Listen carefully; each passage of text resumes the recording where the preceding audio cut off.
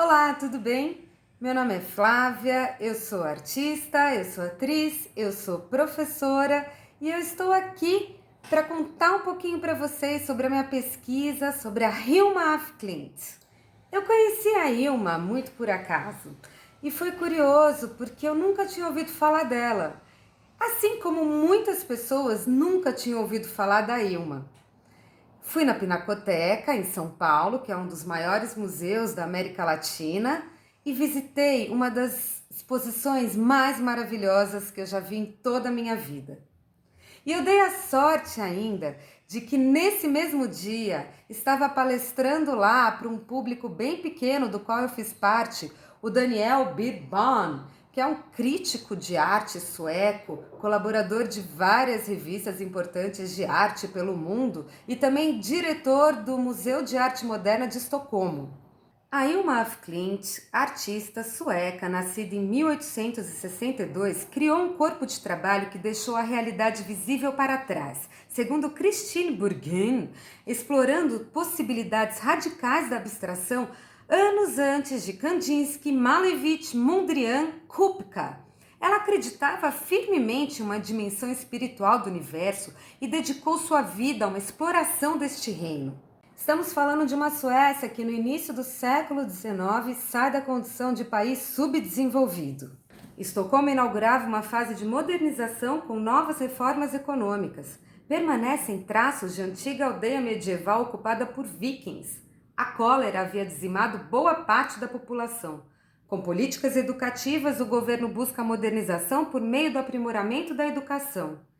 Assim como em toda a Europa, na Suécia as ciências exatas ganharam grande impulso. A euforia tecnológica é propagada pela Revolução Industrial. Entre 1882 e 87, o movimento romântico florescia. A teosofia de Madame Blavatsky e a antroposofia de Rudolf Steiner surgiram no início do século XX, buscando como altar a lacuna deixada pela perda de fé no cristianismo e nas novas descobertas da ciência moderna.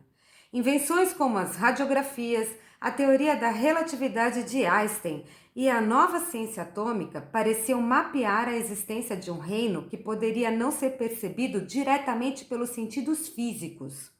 Para a teosofia, essas conquistas apoiaram o conjunto secrético de crenças em reinos invisíveis. Através do espiritismo, começaram as primeiras especulações sobre o inconsciente e o inconsciente coletivo. Não há mais necessidade da fala, e sim do sentir as vibrações. A busca se acentua pelo que está por trás, pelo que os olhos não veem. Nesse sentido, a arte torna-se uma mensageira dos aspectos escondidos da vida. A curiosidade é motivada pelas recentes descobertas e pelo que há por trás delas. Raio-x, magnetismo, eletricidade, ondas não visíveis que são responsáveis por verdadeiros milagres. E os avanços telegráficos também despertam a curiosidade em telepatia. A Hilma nasce em Estocolmo, na Suécia, em 1862. Ela é filha do comandante Victor af Klint e de Matilda af Klint. É a quarta filha de 5 irmãos. A primeira, Ana, morre com 1 aninho de idade. Também teve o irmão Gustav, que foi contra-almirante, teve a irmã Ida e teve a Hermina, que morreu aos 10 anos de idade, cuja morte precoce despertou o interesse de Hilma sobre a espiritualidade, sobre o que os olhos não veem. Em 1880, ela frequenta a Escola Técnica em Estocolmo e estuda pintura de retratos. Aos 20 anos de idade, é aceita na Academia Real de Belas Artes. Pertence a uma das primeiras gerações de mulheres a receber um ensino superior na Academia Real de Belas Artes em Estocolmo. Em 1889, torna-se membro da Sociedade Teosófica, estabelecida na casa do autor sueco Victor Rydberg, atraída pelos escritos de Helena Blavatsky. Em 1896, ela funda com 4 amigas o grupo The Five, ou The Fam, ou As 5, como você preferir.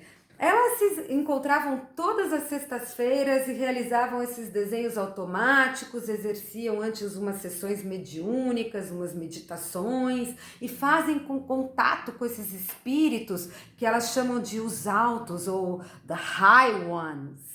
Em 1906, pinta 26 pinturas que constituem o primeiro grupo preparatório das pinturas para o templo. De 1907 a 1908, pinta as primeiras 111 peças das pinturas para o templo. Em 1908, ela encontra Rudolf Steiner pela primeira vez em Estocolmo. Ele é incapaz de decifrar as pinturas de Hilma e afirma que ninguém será capaz de fazer isso pelos próximos 50 anos. A Hilma, durante boa parte de sua trajetória artística, decidiu manter duas linhas de trabalho. Uma mais convencional para uma mulher artista daquela época, com paisagens, retratos, e outra completamente fora dos padrões da época. Utilizando-se de grandes formatos e de cores não comuns para o período, ela estabelece um novo tipo de pintura tão enigmática e única e é rechaçada não apenas pelos próprios colegas artistas, também por aquele em que depositou sua total confiança e tinha como líder e mentor, Rudolf Steiner. Precursor da antroposofia, Steiner trazia ensinamentos sobre um cristianismo esotérico, uma nova forma de ver o mundo que abarcava aqueles em busca de novas respostas para o sentido da vida. Steiner reinventou a prática artística ao unir o cristianismo esotérico com a doutrina das cores de Goethe e projetá-las em uma narrativa histórica da arte ancorada em um dogma esotérico. Vassily Kandinsky e Piet Mondrian, dois dos principais pintores abstratos, também se inspiraram na teoria de uma realidade não material e foram muito bem-sucedidos em vida. Os três pintores, Hilma Kandinsky e Mondrian, faleceram no mesmo ano de 1944. Entretanto, apenas Hilma obteve o reconhecimento por suas obras décadas após sua morte. Kandinsky pinta sua primeira aquarela abstrata em 1910 e completa o manuscrito sobre o espiritual na arte em 1912 sob a influência de Rudolf Steiner. Ao passo que a relação de Hilma com a teosofia e seus líderes estão bem documentados, não há qualquer relação com os artistas do movimento abstrato. A pintora chegou até mesmo a expor as suas obras naturalistas, as paisagens e os retratos, na mesma exposição em que o Kandinsky colocou todas as suas obras abstratas. O curioso é que nessa exposição do Báltico, que aconteceu na cidade de Malmo em 1914, ela já tinha desenvolvido todas aquelas obras completamente inovadoras para o seu tempo, inclusive as 10 maiores. Essa série, As 10 Maiores, que é a coisa mais maravilhosa da vida, foi produzida em apenas 40 dias, sem qualquer mudança de pincelada. Ela recebia essas informações vindas desse plano espiritual e agia. A Hilma tinha ordens restritas dos espíritos, segundo as anotações dela, para não mostrar suas obras a ninguém. Na verdade, a única pessoa permitida seria o Rudolf Steiner. Então ela marcou uma reunião com ele em 1908 e ao que ele falou que realmente aquelas obras não eram as obras para serem mostradas no presente, naquele presente, e sim depois de 50 anos. Ele também criticava muito o uso da cor preta, essa coisa de colocar mulher e homem no mesmo plano. O Rudolf não se dava muito bem com esse tipo de coisa. Então ele falou, Hilma, vamos guardar tudo e aí você mostra lá na frente. Você não, né? Porque você já não vai mais estar viva, enfim, né? A leitura de Jadranka Ryle é ainda mais radical. A estética política de Klimt representa sua luta para superar uma situação social misógina que acontecia no início do século XX no norte europeu. Segundo Gertrude Sandvist, Af Klimt era considerada mística, médium e jamais uma artista inspirada dotada de uma genialidade além dos padrões comuns. A explicação está em um círculo de mulheres daquele tempo não ser exatamente a favor de uma artista genial do sexo feminino. Alguns outros teóricos, como Vicente Furiot, chamam a atenção para os processos de reconhecimento no campo das artes visuais.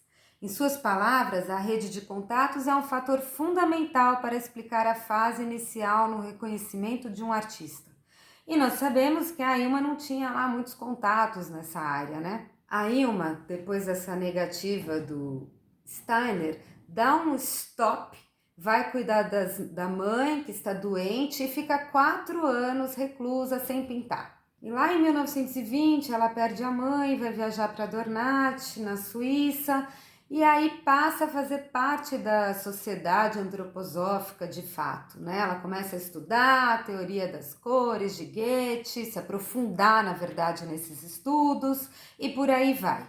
Nisso ela já tinha 58 anos de idade e, segundo Johann af Klint, ela não obteve muito sucesso não na busca para as respostas sobre o significado das suas pinturas. E lá em Dornat ela se aproxima mais do Rudolf Steiner, a quem ela continua a admirar mais do que nunca, e ela passa a pintar mais aquarelas, né? Muda um pouco o estilo, anula totalmente o uso da cor preta, que segundo ele não era permitido. De 1925 a 1930 não tem nenhum registro de anotação dela, né? Que ela sempre costumava registrar tudo no caderno dela, páginas e páginas. Durante esse período não tem nada não. É curioso que a sociedade antroposófica, da qual ela fazia parte, se recusou a expor as suas obras.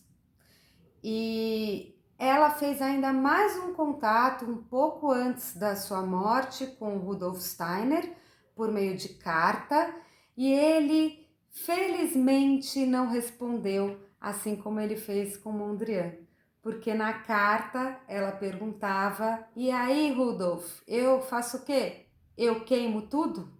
Então, a Ilma resolve guardar todas as suas obras e deixá-las em testamento aos cuidados do sobrinho Eric, deixando condições expressas para que elas só fossem reveladas ao mundo 20 anos após a sua morte. Bom, pessoal, eu espero que vocês tenham gostado. Essa foi um pouquinho da minha pesquisa sobre a Ilma af Klint. É óbvio que tem muito mais coisa sobre ela, sobre essa vida inteira, essa curiosidade que foi essa pintora, que mudou os livros de história. Então eu espero que vocês pesquisem mais sobre ela, tá bom? Obrigada!